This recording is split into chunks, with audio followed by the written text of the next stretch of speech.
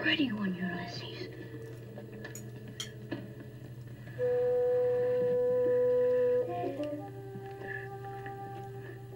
There it is. Hello BookTube, I'm Sean the Book Maniac, and here I am with another Tipsy tag. Are you ready? Sunday night, 10 p.m. The wine bottle is almost drained, and I thought that's perfect frame of mind in which to do this tag, which I stumbled upon a couple days ago from a channel that's very new to me that is apparently very famous and well subscribed on BookTube. Roya Eve Reads. I hope I have the pronunciation of that first word correct. Roya Eve Reads. The original tag was by Andrew at OK, so basically. No. By Andrew at OK, so Booksically.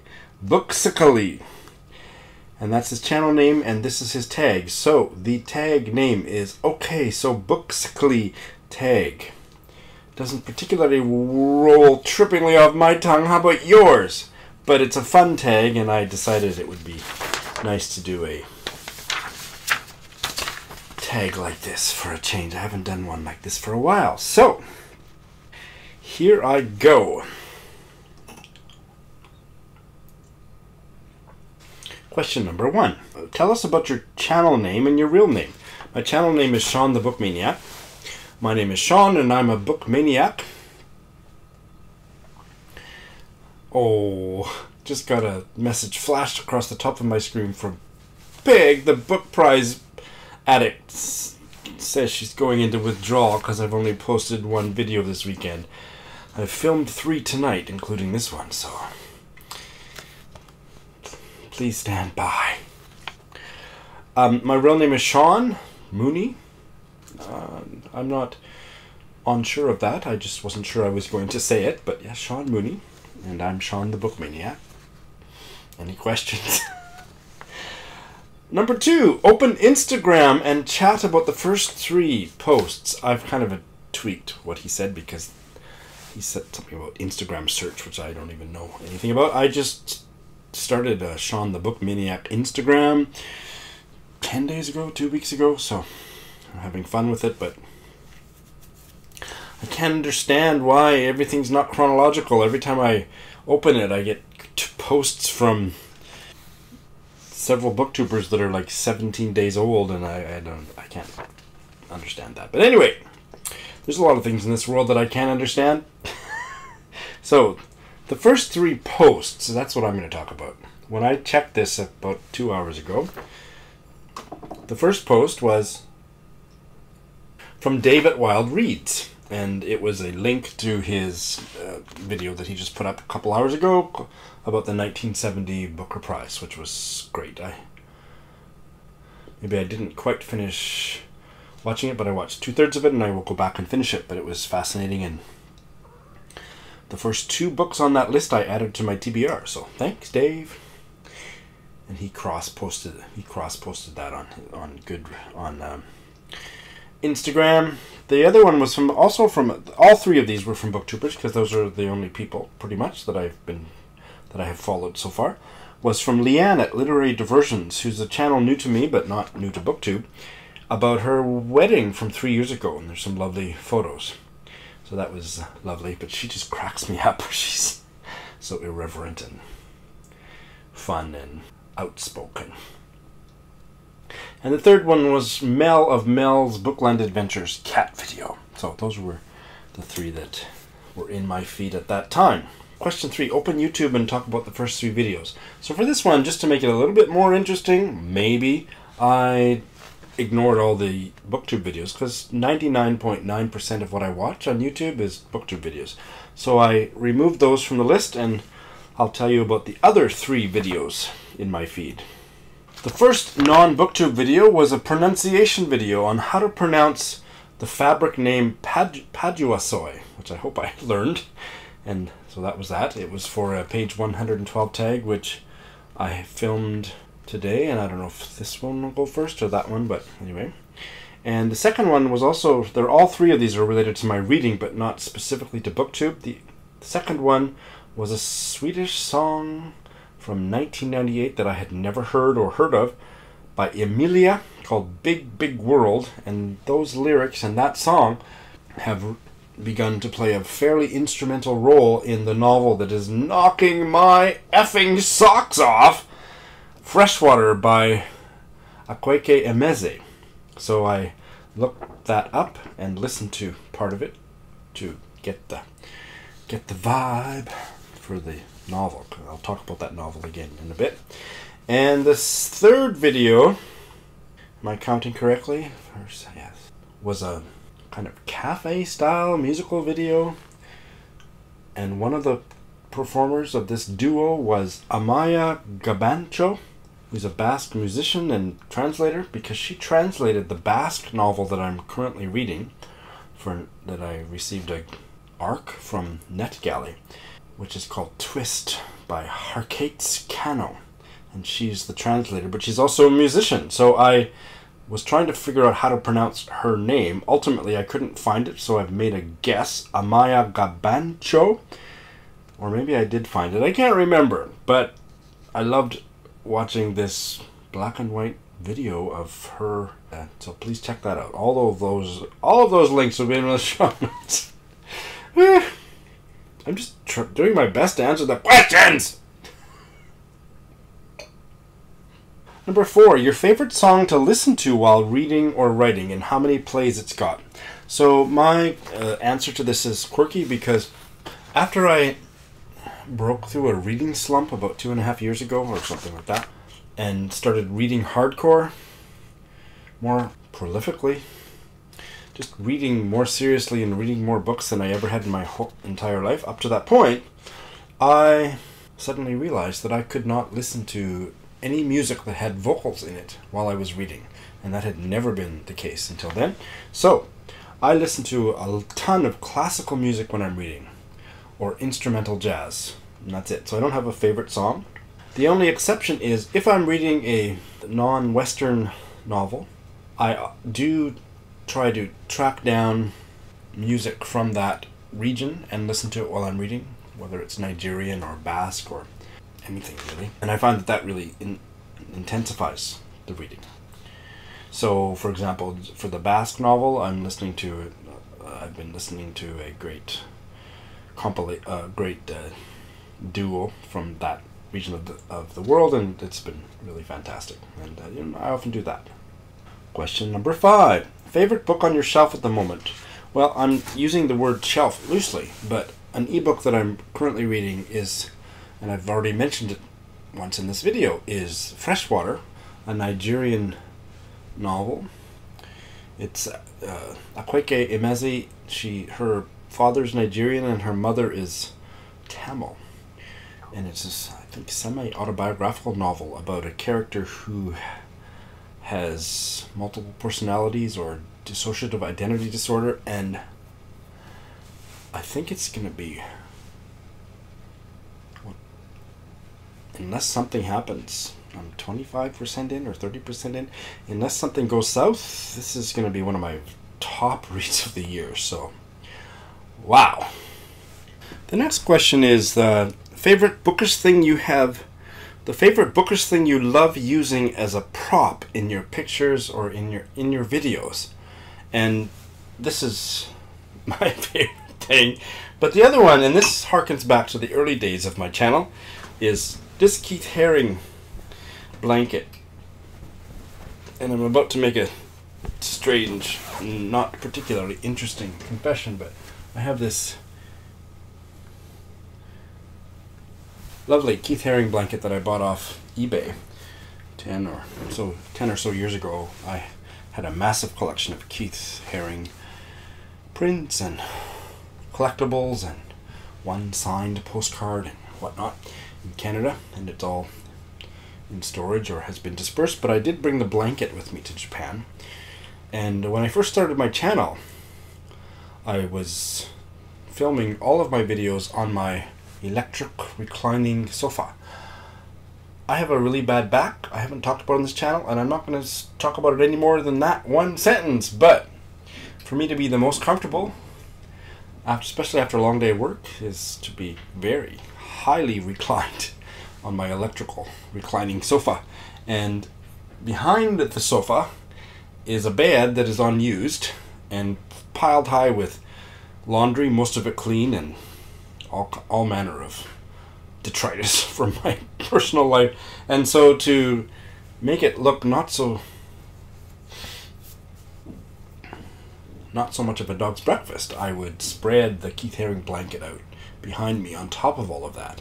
And that was my modus operandi for several weeks or months, the first few months of my channel. But what I realized was, yes, I'm most comfortable reclined in that sofa, but I really noticed that I sounded, I looked fine, but I sounded too relaxed, and I, seemed kind of too relaxed and almost sleepy in most of those videos. So I stopped filming on the sofa, and so I stopped using the prop of the blanket, and now I sit over there or I film standing up, and I just really notice the difference. Too much information. Moving on.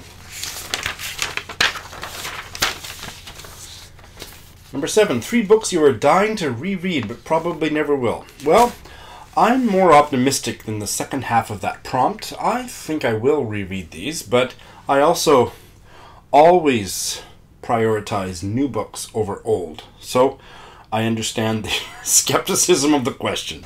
But the 3 books are White Tears by Harry Kunzru. I've talked about it umpteen times on this channel, and I would like to reread it. And I think of the 3, that is the one that I'm most likely to reread, and perhaps even this year. Second one is a novel that I read just at the very end of last year as a buddy read with Jess at Garden Scriptorium by Virginia Woolf, To the Lighthouse. I loved it so much, and I did it on audio text combo. The audio was narrated by Juliet Stevens. I loved it so much, but I was reading it when I was home at Christmas in Canada, and I wasn't at my best. I was jet lagged and all kinds of things going on. So that one, I want to reread it, and I loved it so much. It's my favorite Virginia Woolf, and I think I should reread it every year. And my all-time favorite novel is Do Not Say We Have Nothing by Madeleine Tien, and I read it 2 years ago and would like to reread it as well. Question number 8, amazing bookish finds.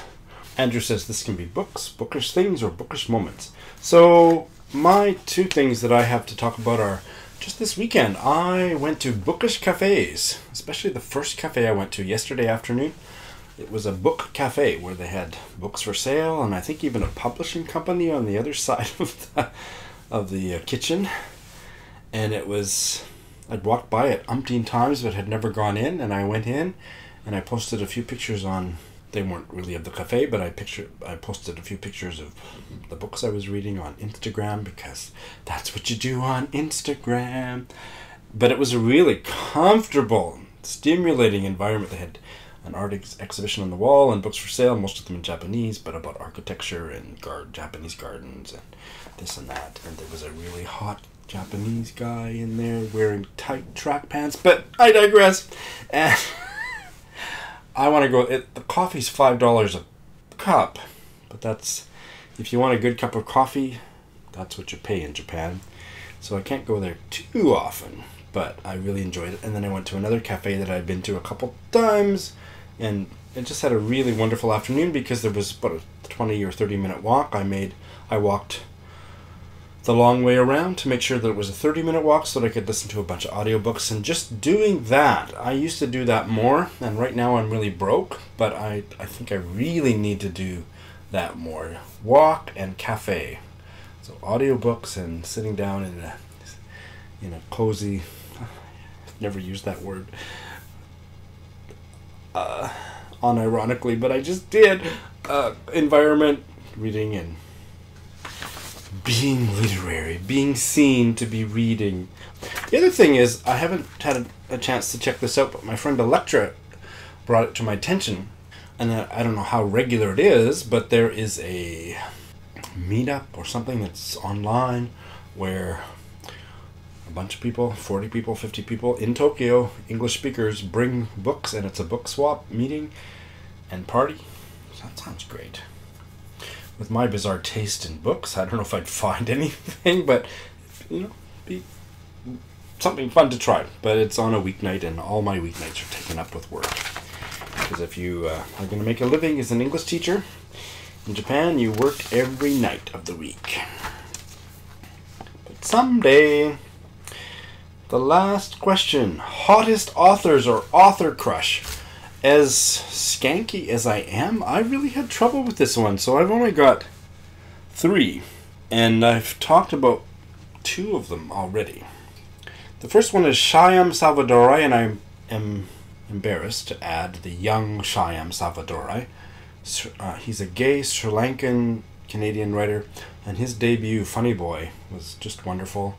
And I haven't read any of his other books, and I had a lovely author encounter with him that was completely chaste, unlike some of the other ones I'm going to mention below. I'll put the link to that video where I talked about awkward author encounters in the show notes. But he's a great writer, and he was beautiful. I like younger guys, so he was beautiful. He's still a very handsome man. Okay? Hope he doesn't see this video. And I also made a comment about this Nigerian writer from northern Nigeria, Abubakar Adam Ibrahim, whose whose novel Season of Crimson Blossoms I loved despite not liking the writing. I'll put the link to that video. That was the Shithole Countries tag. And I inappropriately mentioned on that video that I had flirted with him based on a photo of himself that he had tweeted. And I'll put that photo right there. But he just laughed at my flirtatious remark. But yeah, he's hot. The third one I haven't talked about at all in this channel. I'm not going to give a kiss and tell anecdote. If I'd had one more drink, maybe I would have, is Peter McGee. Peter McGee was an American-Canadian gay novelist who died in about 1990. Maybe 1990, something like that. And he lived in Saskatoon for a time, but not... I was still living on the farm at that time, but he came back to Saskatoon to do a performance. He was a singer, actor, novelist. And here is the picture of him, which is on the cover of his debut novella. And he looked a little bit older than that when I met him. And there may be more details that I'm not drunk enough to tell you, but I have very, very special memories of one particular night with Peter McGee. And may he rest in peace. All right. I have many people to tag. This is an old tag. I can't remember if I mentioned that at the beginning of this video. I think the original tag was March 2017, so I think it's been all around BookTube. Roya Eve Reads did it just recently, but the original tag is from a long time ago, a year ago. Just to be on the safe side, I'm only going to tag really new booktubers because it's a great tag, so let's keep it going. But I also throw it open to anybody who's watching this tag. Of course, you should do it. Roya Eve Reads tagged a few people, but the original creator, Andrew, he threw it open to anybody who wanted to do it, so I also throw it out to anybody. But I specifically tagged the following people. Diana in Color, Lia of Hyde and Seek, a channel that's very new to me that I really like, ChallengeThyShelf. All of these are channels that are new to me to varying degrees and which I'm very interested in. MCS-Books. Sorry, I haven't got your name in my head yet. Juliet Ann. Basking in Books. A Journey Through Books. Rachel Mauro. My Reading Life.